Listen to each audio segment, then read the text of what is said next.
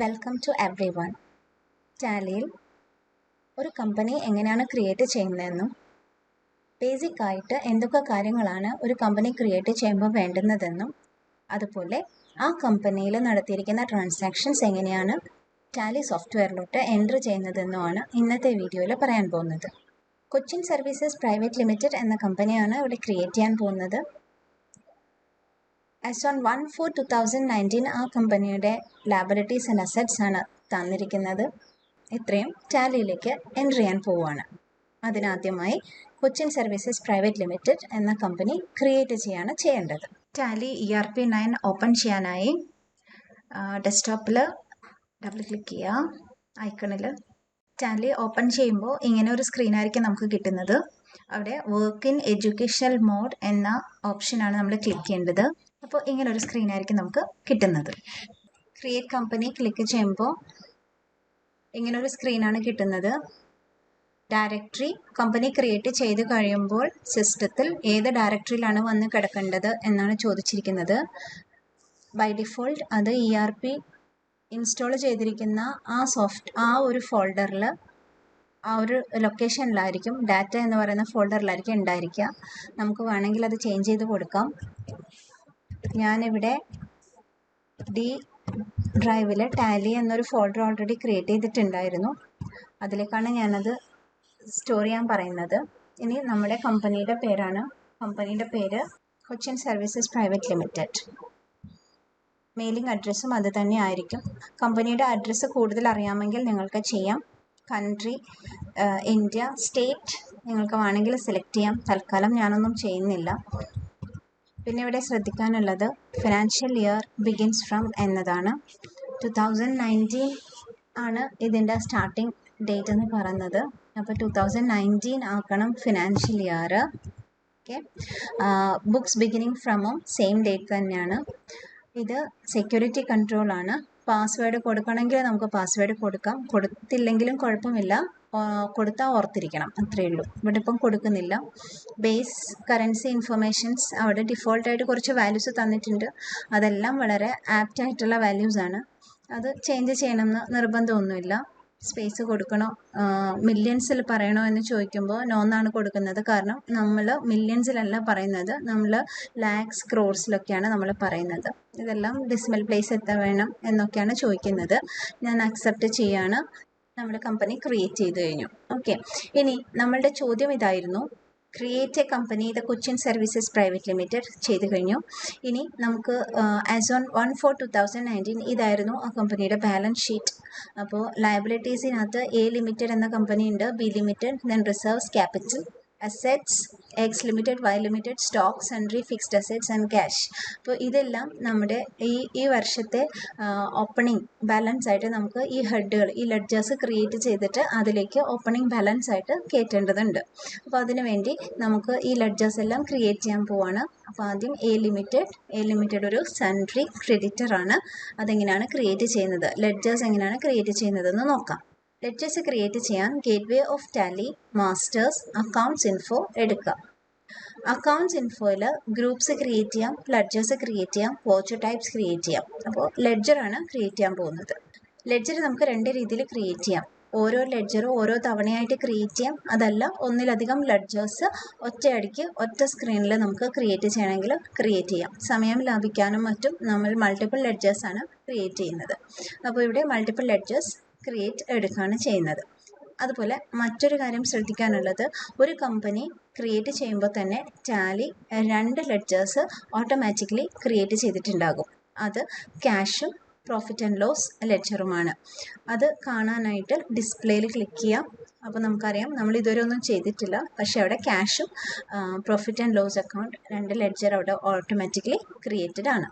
Okay, അപ്പോൾ multiple ലെഡ്ജേഴ്സിൽ create click ചെയ്യാണ്. ഇവിടെ മൾട്ടിപ്പിൾ ലെഡ്ജേഴ്സ് ആണ്. പല ഹെഡിൽ ഉള്ള ലെഡ്ജേഴ്സ് നമ്മൾ ക്രിയേറ്റ് ചെയ്യുന്നുണ്ടാകാം.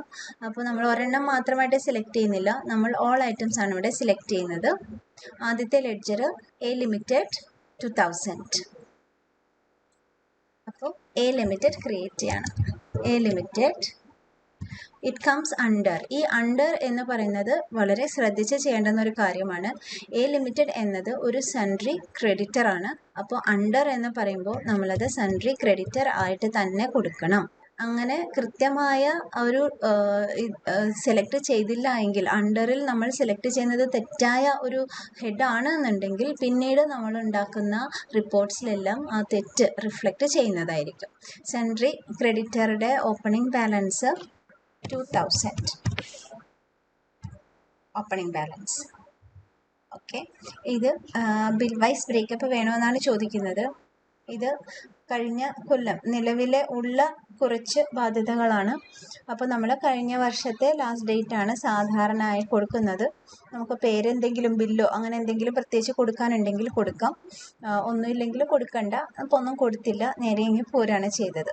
അടുത്തത് നമുക്ക് ക്രിയേറ്റ് ചെയ്യാനുള്ളത് ബി ലിമിറ്റഡ് ആണ്. ബി ലിമിറ്റഡ് അതും ഒരു സൺട്രി ക്രെഡിറ്റർ ആണ്. അപ്പോൾ അണ്ടറിൽ സൺട്രി ക്രെഡിറ്റർ എന്ന് തന്നെ നമ്മൾ ക്രിയേറ്റ് കൊടുക്കണം. എത്ര രൂപയാണ്? 3000 rupees ആണ്. 3000. ഓക്കെ,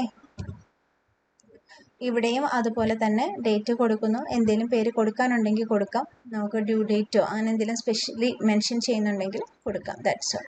അടുത്തത് റിസർവ്സ് ആണ്. 2000 റിസർവ്സ് ആണ് name of the ledger. Under reserves and surplus 2000. Capital 25,000. Under capital account 25,000. Assets ആണ് X limited 2500, Y limited 1500. X limitedും Y limitedും sundry debtors ആണ്. Sundry debtor 2500. സെയിം തന്നെ ഇവിടെയും കഴിഞ്ഞ വർഷത്തെ ആണ്. ഡേറ്റ് 31/3/2019 ആണ് കഴിഞ്ഞ ഫിനാൻഷ്യലിൻ്റെ ലാസ്റ്റ് ഡേറ്റ്. ബാക്കി ഡീറ്റെയിൽസ് കൊടുക്കണം എന്നില്ല. അടുത്തത് വൈ ലിമിറ്റഡ് ആണ്. എഗെയിൻ സൺട്രി ഡെറ്റർ ആണ്. 1500. സ്റ്റോക്ക് ആണ് അടുത്തത്. Under stock in hand 5000. Sundry fixed assets ആണ് അടുത്തത്. Sundry fixed assets under fixed assets 22,000. ഇനിയുള്ളത് ക്യാഷ് ആണ്.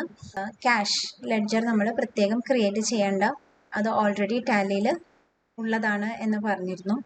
ഇത് ഇത്രയും നമ്മൾ സേവ് ചെയ്യാണ്. ഇവിടെ പുതിയത് ക്രിയേറ്റ് ചെയ്യാനുള്ളതാണ്. ക്യാഷിൻ്റെത് നമ്മൾ ഓൾട്ടർ ചെയ്താൽ മതി, ഓൾറെഡി ഉള്ളത് കാരണം. ഇത് ഞാൻ അക്സെപ്റ്റ് ചെയ്യുന്നു. അപ്പോൾ ഇത്രയും ലെഡ്ജേഴ്സ് അവിടെ ക്രിയേറ്റഡ് ആയിട്ടുണ്ട്. ക്രിയേറ്റഡ് ആയിട്ടുണ്ടോ ഇല്ലയോ എന്നറിയാനായിട്ട് നമ്മൾ ഡിസ്പ്ലേ നോക്കുക. നമ്മൾ ക്രിയേറ്റ് ചെയ്ത എല്ലാ ലെഡ്ജേഴ്സും അവിടെ ക്രിയേറ്റഡ് ആണ്. നമ്മൾ ക്രിയേറ്റ് ചെയ്യാതിരുന്ന ക്യാഷും പ്രോഫിറ്റ് ആൻഡ് ലോസും അവിടെയുണ്ട്. ഇനി നമുക്ക് ഓൾട്ടർ ചെയ്യേണ്ടത് ക്യാഷാണ്.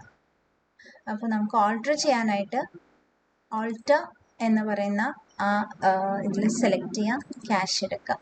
ഓക്കെ, അപ്പോൾ cash account under cash in hand. ബാക്കിയുള്ള കാര്യങ്ങളൊക്കെ അവിടെ നിൽക്കട്ടെ. 1000 രൂപയാണ് ക്യാഷ് ഇൻ ഹാൻഡ് ഉള്ളത്.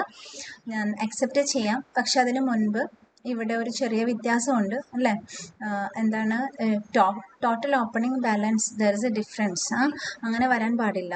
അങ്ങനെ വന്നു കഴിഞ്ഞാൽ 5000ൻ്റെ ഡിഫറൻസ് ആണ് കാണുന്നത്. അങ്ങനെ വന്നു കഴിഞ്ഞാൽ ദർ ഈസ് സം മിസ്റ്റേക്ക് എന്നാണ് അതിൻ്റെ അർത്ഥം. അപ്പോൾ അത് നമുക്കൊന്ന് ക്ലിയർ ചെയ്യണം. ഇപ്പോൾ എന്തായാലും ഈ പറയുന്ന ക്യാഷ് ഞാൻ 1000 ആണ് ക്യാഷ് ഇൻ ഹാൻഡ് എന്നുള്ളത് ഞാൻ ഒന്ന് സേവ് ചെയ്തോട്ടെ. സേവ് ചെയ്തു. ഓക്കെ, ഇനി എങ്ങനെയാണ് ആ ഒരു ഡിഫറൻസ് നമുക്കവിടെ കളയാൻ പറ്റുന്നത്? അതിന് നമ്മൾ ഗേറ്റ് വേ ഓഫ് ടാലിയിൽ വരാം. ദെൻ ഫീച്ചേഴ്സ് എടുക്കാം, അക്കൗണ്ടിങ് ഫീച്ചേഴ്സ് എടുക്കാം. ഇവിടെ അക്കൗണ്ട്സ് മെയിൻറ്റെയിൻ അക്കൗണ്ട്സ് ഓൺലി എന്നാണ് പറഞ്ഞിരിക്കുന്നത്. അത് നോയാണ് കൊടുത്തിരിക്കുന്നത്. ഇവിടെ ഇൻവെൻട്രിയും കൂടെ കൺസിഡർ ചെയ്തിട്ടാണ് ഇപ്പോൾ നമ്മൾ ബാലൻസ് കാണിച്ചത്. നമുക്ക് ആ ഇൻവെൻട്രിയും ഒന്നും നമ്മൾ തൽക്കാലം പറയുന്നില്ല, നമുക്ക് അക്കൗണ്ട്സ് ഓൺലി മാത്രം മതി. അപ്പം മെയിൻറ്റെയിൻ അക്കൗണ്ട്സ് ഓൺലി എന്നുള്ളിടത്ത് നമുക്ക് എസ് കൊടുക്കാം. അപ്പം automatically integrate accounts and inventory എന്നുള്ളത് നോ ആയിക്കോളും. ഓക്കെ, അപ്പോൾ ഈ ഒരു ചേഞ്ച് വരുത്തിയതിന് ശേഷം നമുക്ക് ഒന്നുകൂടെ നോക്കാം ആ ഡിഫറൻസ് ഇപ്പോൾ അവിടെ കാണുന്നുണ്ടോ എന്ന് നമുക്ക് നോക്കാം. ഇത് അക്സെപ്റ്റ് ചെയ്യാണ്. ഇവിടെ നിന്ന് പുറത്ത് കടക്കാൻ ക്വിറ്റ് ക്ലിക്ക് ചെയ്യാം, അല്ലെങ്കിൽ കൺട്രോൾ ക്യൂ ചെയ്താൽ മതി. ഞാൻ അക്കൗണ്ട്സ് ഇൻഫോയിൽ ലെഡ്ജർ എടുത്ത് ഡിസ്പ്ലേ ക്യാഷ് ചെയ്തപ്പോഴാണ് ഞാനത് കണ്ടത്. Now the balance is clear, correct. അവിടെ ഡിഫറൻസ് ഒന്നും വന്നിട്ടില്ല. നമ്മളിത് മെയിൻറ്റെയിൻ അക്കൗണ്ട്സ് ഓൺലി എന്നത് നമ്മളിവിടെ F11 ഫീച്ചേഴ്സ് എടുത്തിട്ടാണ് കണ്ടത്. ചിലതിനകത്ത് ചില ടാലിക്കകത്ത് ഇതിപ്പോൾ ഒരു 6.6.3 എന്ന വേർഷനാണ്. ചിലർ ചെയ്തിരിക്കുന്നത് പഴയ വേർഷൻസ് ആയിരിക്കും. അപ്പോൾ അതിനകത്ത് ഈ അക്കൗണ്ടിങ് ഫീച്ചേഴ്സ് എടുത്തു കഴിഞ്ഞാൽ ഇങ്ങനെ ഒരു സ്ക്രീൻ ആയിരിക്കില്ല കാണുന്നത്. കാരണം അതുപോലെ തന്നെ കമ്പനി ക്രിയേറ്റ് ചെയ്യുന്ന സ്ക്രീൻ എടുക്കുമ്പോഴും ചെറിയ വ്യത്യാസങ്ങൾ ഉണ്ടായിരിക്കും. അപ്പോൾ ഈ സ്ക്രീൻ കിട്ടാത്തവർക്ക്, പഴയ വെർഷൻ ആണെങ്കിൽ എന്തായാലും ഈ സ്ക്രീൻ കിട്ടില്ല. കിട്ടാത്തവർക്ക് ഇങ്ങനെ ഒരു പ്രോബ്ലം വന്നാൽ എന്ത് ചെയ്യും? അപ്പോൾ അവരുടെ കമ്പനി ക്രിയേഷൻ്റെ സ്ക്രീനിലാണ് ഈ ഇൻവെൻട്രിയും അക്കൗണ്ട്സും ഒരുമിച്ചാക്കണമെന്ന് ചോദിക്കുന്നത്. അപ്പോൾ ആ കമ്പനിയുടെ അങ്ങനെയുള്ളവർ ഈ കമ്പനി ഇൻഫോ എടുക്കുക. അവിടെ ഈ പറയുന്ന ഓൾട്ടർ ഉണ്ട്, ഇതിനകത്ത് കിട്ടില്ല. അപ്പോൾ ഏത് കമ്പനിയാണോ കമ്പനി സെലക്ട് ചെയ്യുക. ഇവിടെ ആയിട്ടായിരിക്കും ഈ പറയുന്ന അക്കൗണ്ട്സ് വിത്ത് ഇൻവെൻട്രി വേണോ അക്കൗണ്ട്സ് ഓൺലി എന്നുള്ള ഇത് കിടക്കുന്നത്. അവിടെ അക്കൗണ്ട്സ് ഓൺലി എന്നുള്ളത് മാത്രം സെലക്ട് ചെയ്ത് കൊടുത്താൽ ഈ പ്രോബ്ലം ആ പഴയ വെർഷനിൽ സോഫ്റ്റ്വെയറിൽ സോൾവ് ചെയ്യാവുന്നതാണ്. ഓക്കെ, പുതിയ വെർഷനിലാണെങ്കിൽ F11 ഫീച്ചേഴ്സിൽ അക്കൗണ്ടിങ് ഫീച്ചേഴ്സ് എടുത്ത് മെയിൻറ്റെയിൻ അക്കൗണ്ട്സ് ഓൺലി എന്നുള്ളത് സെലക്ട് ചെയ്യാം. ഓക്കെ, ഇപ്പോൾ നമ്മൾ തന്നിരിക്കുന്ന ആസ് ഓൺ 1/4/2019 എന്ന ആ ഒരു ബാലൻസ് ഷീറ്റിലുള്ളതെല്ലാം നമ്മുടെ ഈ കമ്പനിയിലേക്ക് നമ്മൾ ചേർത്ത് കഴിഞ്ഞു. അപ്പോൾ നമുക്ക് അതിൻ്റെ ട്രയൽ ബാലൻസ് ഒന്ന് നോക്കാം. ട്രയൽ ബാലൻസ് കാണാനായിട്ട് ഗേറ്റ് വേ ഓഫ് ടാലിയിൽ ഡിസ്പ്ലേ എടുക്കാം. ട്രയൽ ബാലൻസിൽ 32,000 കൃത്യമായിട്ടും പറഞ്ഞിരിക്കുന്ന അതേ എമൗണ്ട് ആണ് ഇവിടെയും കിട്ടിയിരിക്കുന്നത്. 32,000. ഇനി നമുക്ക് ചെയ്യാനുള്ളത് തന്നിരിക്കുന്ന ട്രാൻസാക്ഷൻസ് ജേർണലൈസ് ചെയ്യുക എന്നുള്ളതാണ്. അതിനുവേണ്ടി ഗേറ്റ് വേ ഓഫ് ടാലിക്കകത്ത് ട്രാൻസാക്ഷൻസിൽ അക്കൗണ്ടിങ് വൗച്ചേഴ്സ് ആണ് സെലക്ട് ചെയ്യേണ്ടത്. അപ്പോൾ നമ്മൾ ഇങ്ങനെ ഒരു സ്ക്രീനിലായിരിക്കും വന്ന് നിൽക്കുന്നത്. തന്നിരിക്കുന്ന transactions 10/4/2019 purchased goods on credit from A Limited ₹4,000 and B Limited ₹2,500. Purchase goods ആണ്. അതിന് മുന്നേ ഡേറ്റ് 10/4 എന്നാണ് പറഞ്ഞത്. അപ്പോൾ എഡ്യൂക്കേഷൻ മോഡിലുള്ള ടാലി സോഫ്റ്റ്വെയറിനകത്ത് ഈ ഡേറ്റ് നമുക്ക് യൂസ് ചെയ്യാൻ പറ്റില്ല. കാരണം ഈ ഒരു മോഡിൽ 3 ഡേറ്റാണ് ടാലി സപ്പോർട്ട് ചെയ്യുന്നുള്ളത്. 1, 2 പിന്നെ 31 മാസങ്ങളിൽ 31. ഈ 3 ഡേറ്റാണ് ടാലി സപ്പോർട്ട് ചെയ്യുള്ളൂ ഈ ഒരു മോഡിൽ.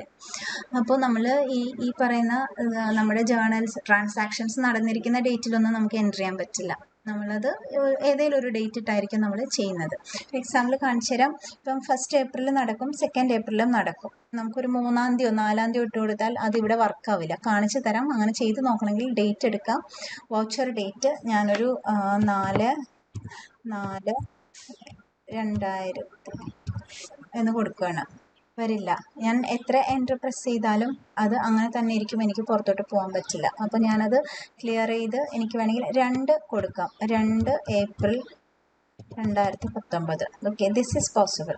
ഓക്കെ, അതെനിക്ക് കിട്ടും. അപ്പോൾ ഈ ഒരു ഡേറ്റിൻ്റെ ഇഷ്യൂ ഉള്ളത് കാരണം നമ്മൾ ഈ ട്രാൻസാക്ഷൻസിന് ഡേറ്റിനൊട്ടും ഇമ്പോർട്ടൻസ് കൊടുക്കുന്നില്ല. ആദ്യത്തേത് പർച്ചേസ് ആയിരുന്നു അല്ലേ? പർച്ചേസ് ഗുഡ്സ് ഓൺ ക്രെഡിറ്റ് ആണ്. 2 പാർട്ടികളുടെ കയ്യിൽ നിന്ന് വാങ്ങിച്ചിരിക്കുന്നു. അപ്പോൾ നമ്മൾ എടുക്കേണ്ട വൗച്ചർ പർച്ചേസ് വൗച്ചറാണ്. പർച്ചേസ് വൗച്ചർ ക്ലിക്ക് ചെയ്യുമ്പോൾ ഇങ്ങനെ ഒരു സ്ക്രീനിലേക്കാണ് വരുന്നത്. ഇവിടെ നമുക്കറിയാം റേറ്റ് പെർ എന്നൊക്കെ പറഞ്ഞ് ഓരോന്നിൻ്റെ റേറ്റും ഒക്കെ ചോദിച്ചിട്ടുണ്ട്. ഇവിടെ നമുക്ക് തന്നിരിക്കുന്നത് പർച്ചേസ്ഡ് ഗുഡ്സ് എന്ന് മാത്രമാണ്. അപ്പോൾ ഇൻഡിവിജ്വൽ ഐറ്റംസിനെ പറ്റി ഇവിടെ ഇൻഫർമേഷൻ തരാത്തതുകൊണ്ട് ഇത്രയും ഡീറ്റെയിൽഡ് സ്ക്രീനിൻ്റെ ആവശ്യമില്ല. ഒരു സാധാരണ സ്ക്രീനിലേക്ക് മാറാനായിട്ട് നമ്മളൊരു ഷോർട്ട് കട്ട് കീ യൂസ് ചെയ്യും.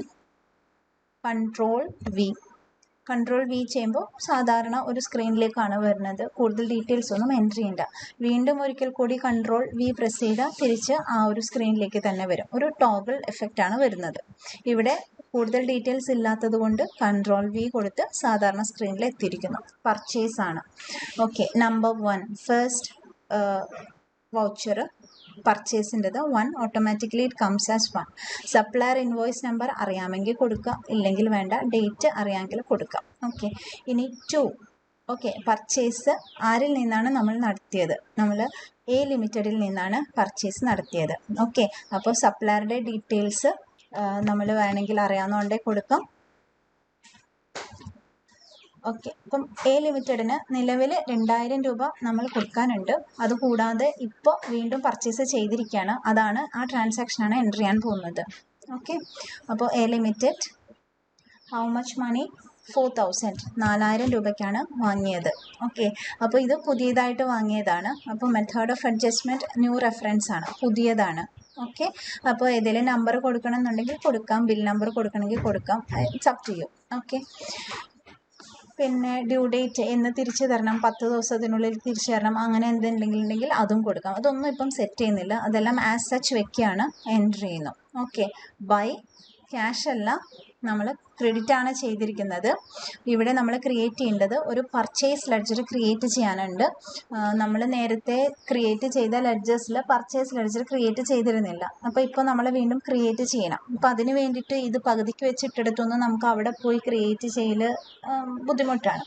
അപ്പോൾ ഇവിടെ നിന്നുകൊണ്ട് തന്നെ നമുക്കൊരു പുതിയ ലെഡ്ജർ ക്രിയേറ്റ് ചെയ്യാൻ പറ്റും. അതിനുള്ള ഷോർട്ട് കട്ട് കീ ആണ് Alt+C. അപ്പോൾ ലെഡ്ജർ ക്രിയേഷൻ സ്ക്രീനാണ് വരുന്നത്. അവിടെ നമുക്ക് പർച്ചേസ് ലെഡ്ജർ ക്രിയേറ്റ് ചെയ്യാം. പർച്ചേസ് അക്കൗണ്ട് എന്ന് ഞാൻ കൊടുത്തു. Okay, under, this is very important, purchase comes under purchase account. Okay, purchase accounts കൊടുക്കുക. കൂടുതൽ ഡീറ്റെയിൽസ് ഒന്നും കൊടുക്കുന്നില്ല, അക്സെപ്റ്റ് ചെയ്യുന്നു, യെസ്. ഓക്കെ, അപ്പോൾ ആദ്യത്തെ ട്രാൻസാക്ഷനിൽ ഒരു ഭാഗം ചെയ്തു കഴിഞ്ഞു. നരേഷൻ വേണമെങ്കിൽ കൊടുക്കാം, അക്സെപ്റ്റ് ചെയ്യുന്നു. രണ്ടാമത് ബിയിൽ നിന്നും ഇതുപോലെ പർച്ചേസ് ചെയ്തിട്ടുണ്ട്. വീണ്ടും പർച്ചേസ് ജേണൽ തന്നെയാണ്. So second purchase voucher enter ചെയ്യുന്നു. സപ്ലയർ നമ്പറൊക്കെ അറിയാമെങ്കിൽ എഴുതാം, ഡേറ്റും എഴുതാം. ഇത് ബിയിൽ നിന്നാണ് നമ്മൾ വാങ്ങിയത്. അപ്പോൾ ബി എഴുതി, ബിയുടെ ഡീറ്റെയിൽസ് ആൻഡ് ദെൻ എമൗണ്ട് 2500, 2500. ഇതും പുതിയതായിട്ട് പർച്ചേസ് ചെയ്താണ്. ന്യൂ റെഫറൻസ്, ബിൽ നമ്പറോ ഡേറ്റോ ഒക്കെ കൊടുക്കണമെങ്കിൽ കൊടുക്കാം, ഒന്നും കൊടുക്കുന്നില്ല. As such by purchase account. Okay, narration വേണമെങ്കിൽ കൊടുക്കാം, വേണ്ട, അക്സെപ്റ്റ് ചെയ്യുന്നു, യെസ്. അപ്പോൾ ഫസ്റ്റ് ട്രാൻസാക്ഷൻ ജേർണലൈസ് ചെയ്തു. Second one, sold goods for cash ₹4000. Sold goods ആണ്, സെയിൽസ് ആണ്. അപ്പോൾ എടുക്കേണ്ടുന്നത് സെയിൽസ് വൗച്ചറാണ്. സെയിൽസ് വൗച്ചർ എടുക്കുമ്പോഴും സെയിം ഡിസ്ക്രിപ്റ്റീവ് സ്ക്രീനാണ് വന്നിരിക്കുന്നതെങ്കിൽ ഷോർട്ട് കട്ട് Ctrl+V യൂസ് ചെയ്ത് സാധാരണ സ്ക്രീനിലേക്ക് കൊണ്ടുവരാം. റെഫറൻസ് നമ്പർ എന്തെങ്കിലും അറിയാമെങ്കിൽ അടിക്കുക, ഇല്ലെങ്കിൽ വേണ്ട. By purchase sold goods for cash ആണ്. നമ്മൾ ക്യാഷിനാണ് വിറ്റത്, കടമൊന്നുമല്ല. So cash.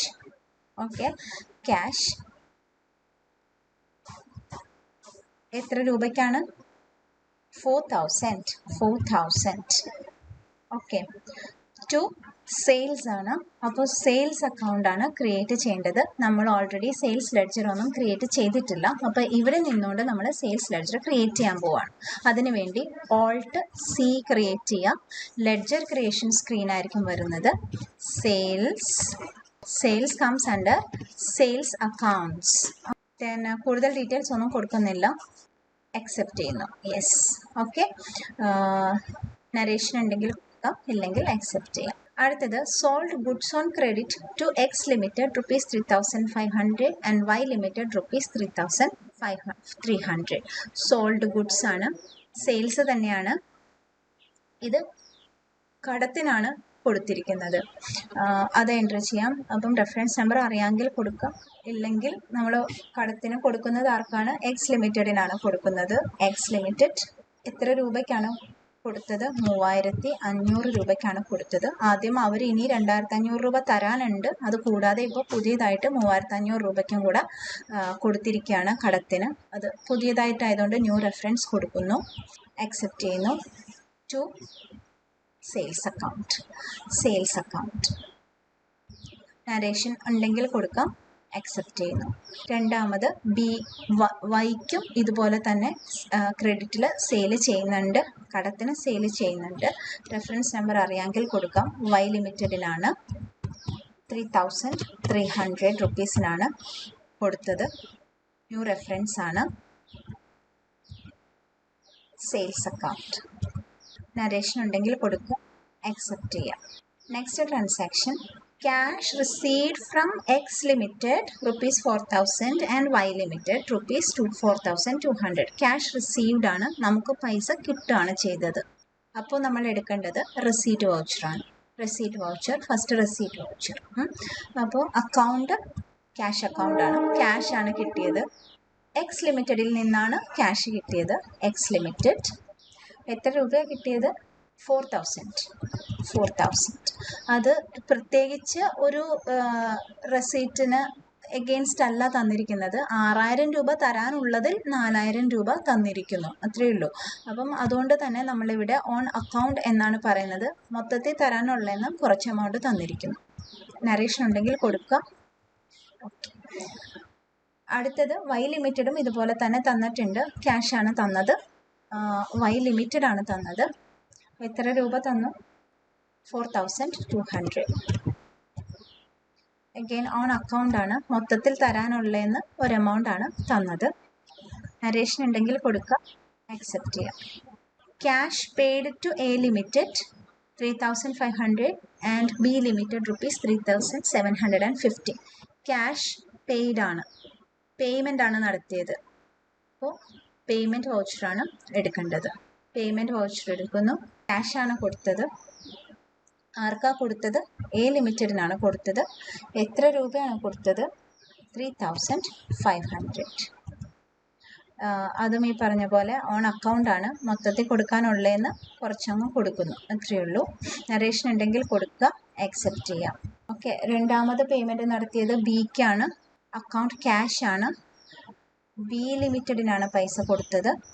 എത്ര രൂപ കൊടുത്തു? 3,750. ഓൺ അക്കൗണ്ട് ആണ്, മൊത്തത്തിൽ തരാനുള്ളതെന്ന് കുറച്ച് എമൗണ്ട് ആണ് കൊടുത്തിരിക്കുന്നത്. ഓക്കെ. നരേഷൻ ഉണ്ടെങ്കിൽ കൊടുക്കുക, ആക്സെപ്റ്റ് ചെയ്യാം. അടുത്ത transaction purchase goods for cash rupees 800. Purchased goods ആണ്, പർച്ചേസ്ഡ് ഗുഡ്സ് ആണ്. അപ്പോൾ അത് പർച്ചേസ് അക്കൗണ്ടിലാണ് വരുന്നത്. ഇവിടെയും ഈ പറഞ്ഞ വലിയ ഡിസ്ക്രിപ്റ്റീവ് സ്ക്രീനാണ്. ടോഗിൾ ചെയ്ത് സാധാരണ സ്ക്രീനിലേക്ക് വരാൻ കൺട്രോൾ വി പ്രസ് ചെയ്യുന്നു. സാധാരണ സ്ക്രീനിലെത്തി. സപ്ലയറുടെ നമ്പർ അറിയാമോ? അതൊന്നും നോക്കുന്നില്ല. ക്യാഷ് ആണ്, 800 റുപ്പീസിനാണ് വാങ്ങിയത്. പർച്ചേസ് അക്കൗണ്ടാണ്. സോ നരേഷൻ ഉണ്ടെങ്കിൽ കൊടുക്കുക, ആക്സെപ്റ്റ് ചെയ്യാം. Wages paid 800, salary paid 1,500, rent paid 800. ഇതാണ് അടുത്തത് ചെയ്യേണ്ടത്. പേയ്മെൻ്റ് ആണ് നടത്തിയത്. അപ്പോൾ പേയ്മെൻറ്റ് വൗച്ചറാണ് എടുക്കേണ്ടത്. ക്യാഷാണ് നമ്മൾ കൊടുത്തത്. So account cash. വേജസ് എന്ന ലെഡ്ജർ നമ്മൾ ക്രിയേറ്റ് ചെയ്തിട്ടില്ല. അപ്പോൾ ഇവിടെ നിന്നുകൊണ്ട് നമ്മൾ ക്രിയേറ്റ് ചെയ്യാൻ പോവാണ് വേജസ്. ഇവിടെ നിന്നുകൊണ്ട് ലെഡ്ജർ ക്രിയേറ്റ് ചെയ്യാൻ നമ്മളൊരു ഷോർട്ട് കട്ട് കീ യൂസ് ചെയ്യും, Alt C. Ledger creation screen വരുന്നു. വേജസ് എന്ന് പറയുന്ന ലെഡ്ജർ ക്രിയേറ്റ് ചെയ്യുന്നു. വേജസ് ഒരു ഡയറക്റ്റ് എക്സ്പെൻസ് ആണ്. ഡയറക്റ്റ് എക്സ്പെൻസ് സെലക്ട് ചെയ്യുന്നു. വേറെ ഒന്നും കൂടുതൽ ഡീറ്റെയിൽസ് കൊടുക്കുന്നില്ല, ആക്സെപ്റ്റ് ചെയ്യുന്നു. വേജസ് ആയിട്ട് കൊടുത്തത് 800 റുപ്പീസ് ആണ്. നരേഷൻ ഉണ്ടെങ്കിൽ കൊടുക്കാം, ആക്സെപ്റ്റ് ചെയ്യാം. അടുത്തത് സാലറി ആണ്. പേയ്മെൻറ്റ് തന്നെയാണ്. അക്കൗണ്ട് ക്യാഷാണ് കൊടുത്തത്. Alt C പ്രസ് ചെയ്ത് ലെഡ്ജർ ക്രിയേഷൻ സ്ക്രീൻ ഉണ്ടാക്കുന്നു. സാലറി എന്ന ലെഡ്ജർ ക്രിയേറ്റ് ചെയ്യുന്നു. സാലറി അണ്ടർ കൊടുക്കേണ്ടത്, സാലറി ഒരു ഇൻഡയറക്റ്റ് എക്സ്പെൻഡിച്ചർ ആണ്, ഇൻഡയറക്റ്റ് എക്സ്പെൻസസ് ആണ്. അപ്പോൾ ഇൻഡയറക്റ്റ് എക്സ്പെൻസസ് കൊടുക്കുന്നു. മറ്റു ഡീറ്റെയിൽസ് കൊടുക്കുന്നില്ല, ആക്സെപ്റ്റ് ചെയ്യുന്നു. സാലറി ആയിട്ട് കൊടുത്തത് 1,500 രൂപയാണ്. നരേഷൻ ഉണ്ടെങ്കിൽ കൊടുക്കുക, ആക്സെപ്റ്റ് ചെയ്യുക. അടുത്തതും പേയ്മെൻ്റ് ആണ്. റെൻ്റ് ആണ്. ക്യാഷ് ആണ് കൊടുത്തത്. റെൻ്റ് എന്ന ലെഡ്ജർ ക്രിയേറ്റ് ചെയ്യാത്തത് കൊണ്ട് ledger creation screen Alt C press ചെയ്ത് വരുത്തുന്നു. നമ്മൾ റെൻ്റ് എന്ന ലെഡ്ജർ ക്രിയേറ്റ് ചെയ്യുന്നു. റെൻറ്റും ഒരു ഇൻഡയറക്റ്റ് എക്സ്പെൻഡിച്ചർ ആണ്. മറ്റ് ഡീറ്റെയിൽസ് ഒന്നും കൊടുക്കാതെ ആക്സെപ്റ്റ് ചെയ്യുവാണ്. റെൻ്റ് കൊടുത്തത് 800 റുപ്പീസ് ആണ്. നരേഷൻ ഉണ്ടെങ്കിൽ കൊടുക്കാം, ആക്സെപ്റ്റ് ചെയ്യാം. അടുത്ത transaction closing stock was valued at rupees 4,000 എന്നാണ് പറഞ്ഞിരിക്കുന്നത്. ക്ലോസിംഗ് സ്റ്റോക്ക്, നമുക്ക് സ്റ്റോക്ക് ലെഡ്ജർ ഒന്ന് എടുക്കാം. അക്കൗണ്ട്സ് ഇൻഫോ, ലഡ്ജേഴ്സ് ക്ലോസിംഗ് സ്റ്റോക്കാണ് നമുക്ക് എടുക്കേണ്ടുന്നത്. അപ്പം മാറ്റാനുണ്ട്. Closing stock 4000 ആക്കാനുണ്ട്. അപ്പോൾ നമ്മൾ ആൾട്ടർ ക്ലിക്ക് ചെയ്യുകയാണ്. നമ്മുടെ സ്റ്റോക്കിലേക്ക് വരുന്നു. സ്റ്റോക്ക് എടുക്കുന്നു. സ്റ്റോക്ക് എടുത്തിട്ടുണ്ട്. ഓപ്പണിംഗ് ബാലൻസ് 5000 ആണ് നമ്മൾ കൊടുത്തത്. ക്ലോസിംഗ് ബാലൻസ് കൊടുക്കുമ്പോൾ നമ്മളൊരു ഡേറ്റ് സ്പെസിഫൈ ചെയ്യണം. ഇതിനകത്ത് മറ്റ് ഡേറ്റുകളൊന്നും വരാത്തത് കൊണ്ട് എപ്പോഴും ഓർത്തിരിക്കാൻ വേണ്ടി ആ ഫിനാൻഷ്യൽ ഇയറിൻ്റെ ലാസ്റ്റ് ഡേറ്റാണ് സാധാരണ ഓർത്തിരിക്കാൻ വേണ്ടി കൊടുക്കുന്നത്. അപ്പോൾ 31 മാർച്ച് 2020 ആണ് ഡേറ്റ് കൊടുക്കുന്നത്. ക്ലോസിംഗ് സ്റ്റോക്ക് 4000 കൊടുത്തിട്ടുണ്ട്. DR ആണ്, അറിയാമല്ലോ. അക്സെപ്റ്റ് ചെയ്യുന്നു. ഓക്കെ, അപ്പോൾ ഇത്രയോടുകൂടെ നമ്മുടെ ട്രാൻസാക്ഷൻസ് എല്ലാം നമ്മൾ ഇതിനകത്ത് എൻ്റർ ചെയ്ത് കഴിഞ്ഞു. ഇനി ഇത് ശരിയാണോ എന്ന് നോക്കാനായിട്ട് ട്രയൽ ബാലൻസ് എടുത്ത് നോക്കാം. ട്രയൽ ബാലൻസ് എടുക്കുന്നത് ഗേറ്റ്വേ ഓഫ് ടാലി ഡിസ്പ്ലേക്കകത്താണ്. ട്രയൽ ബാലൻസ് എടുക്കുന്നു. ട്രയൽ ബാലൻസ് എടുത്തപ്പം 42,050. ഓക്കെ, എല്ലാ കാര്യങ്ങളും കൃത്യമായിട്ട് വന്നിട്ടുണ്ട്. ഇൻഡയറക്റ്റ് എക്സ്പെൻസ് 2300 വന്നത് റെൻറ്റും സാലറിയും കൂടിയാണ്. അങ്ങനെ എല്ലാ കാര്യങ്ങളും വളരെ ഭംഗിയായിട്ട് വന്നിട്ടുണ്ട്. കറണ്ട് അസറ്റ്സിനകത്ത് ഓപ്പണിംഗ് സ്റ്റോക്ക് എല്ലാം കൃത്യമായിട്ട് കാണിച്ചിട്ടുണ്ട്. ഇനി നമുക്ക് അടുത്ത പ്രോഫിറ്റ് ആൻഡ് ലോസ് അക്കൗണ്ട് എടുത്ത് നോക്കാം. പ്രോഫിറ്റ് ആൻഡ് ലോസ് എടുക്കാനായിട്ട് ഗേറ്റ്വേ ഓഫ് ടാലിക്കകത്ത് പ്രോഫിറ്റ് ആൻഡ് ലോസ് അക്കൗണ്ടിൽ ക്ലിക്ക് ചെയ്യാം. ഇതാണ് പ്രോഫിറ്റ് ആൻഡ് ലോസ് കാണിച്ചിരിക്കുന്നത്. പക്ഷേ ഇവിടെ ഒരു ചെറിയ മിസ്റ്റേക്ക് വന്നിട്ടുണ്ട്. ശ്രദ്ധിച്ചിട്ടുണ്ടോ എന്നറിയില്ല. ക്ലോസിംഗ് സ്റ്റോക്ക് ഇപ്പോഴും 5000 തന്നെയാണ് കിടക്കുന്നത്. അതെന്തുകൊണ്ടാണ് അങ്ങനെ സംഭവിച്ചതെന്നുള്ളത് നോക്കാം. അത് നമ്മൾ നേരത്തെ ക്ലോസിംഗ് സ്റ്റോക്ക് 4000 കൊടുത്തപ്പോൾ നമ്മളൊരു ക്ലോസിംഗ് ഡേറ്റ് സെറ്റ് ചെയ്തിരുന്നു. അതേ ഡേറ്റ് തന്നെ ഇവിടെയും സെറ്റ് ചെയ്താലാണ് നമുക്ക് കിട്ടുള്ളൂ. പീരീഡ് സെറ്റ് ചെയ്യാനായിട്ട് ഈ F2 അല്ലെങ്കിൽ പീരീഡ് ക്ലിക്ക് ചെയ്യാം. ചേഞ്ച് പീരീഡിനകത്ത് 2 എന്നുള്ളത് അവിടെ കൊടുത്ത ഡേറ്റ് 31 മാർച്ച് 2020 എന്നായിരുന്നു. ഓക്കെ, അത് കൊടുത്തു കഴിഞ്ഞപ്പോൾ ക്ലോസിംഗ് സ്റ്റോക്ക് 4000 ആയിട്ട് റീഡ് ചെയ്യുന്നുണ്ട്. നമുക്ക് ബാലൻസ് കിട്ടുകയും ചെയ്തു. കറക്റ്റായിട്ട് 2300 വരികയും ചെയ്തു. ഓക്കെ, ഇനി നമുക്ക് ബാലൻസ് ഷീറ്റ് നോക്കാം. ബാലൻസ് ഷീറ്റ് നോക്കാനായിട്ട് ഇവിടെ തന്നെ നമുക്ക് ബാലൻസ് ഷീറ്റ് നോക്കാനുള്ള സൗകര്യമുണ്ട്. F10 എടുക്കാം. അക്കൗണ്ട് റിപ്പോർട്ട്സിൽ ക്ലിക്ക് ചെയ്യാം. ബാലൻസ് ഷീറ്റ് അക്കൗണ്ടിങ് റിപ്പോർട്ട്സിൻ്റെ ഒരു ലിസ്റ്റ് തന്നെ ഉണ്ടായിരിക്കും. അതിൽ ബാലൻസ് ഷീറ്റ് ക്ലിക്ക് ചെയ്യാം. ഇവിടെ നമുക്ക് ബാലൻസ് ഷീറ്റ് കാണാൻ പറ്റും. It's correct 31,250. Detailed balance sheet കാണണമെന്നുണ്ടെങ്കിൽ ഇവിടെ F1 അല്ലെങ്കിൽ ഡീറ്റെയിൽഡ് ക്ലിക്ക് ചെയ്യാം. അപ്പോൾ നമുക്ക് ഇതുപോലെ ഡീറ്റെയിൽഡ് ബാലൻസ് ഷീറ്റ് കാണാൻ പറ്റും. എങ്ങനെയാണ് നമ്മളൊരു ചെറിയ എക്സാമ്പിളാണ് നമ്മൾ കണ്ടത്. Hope it is clear to you. Thank you for watching.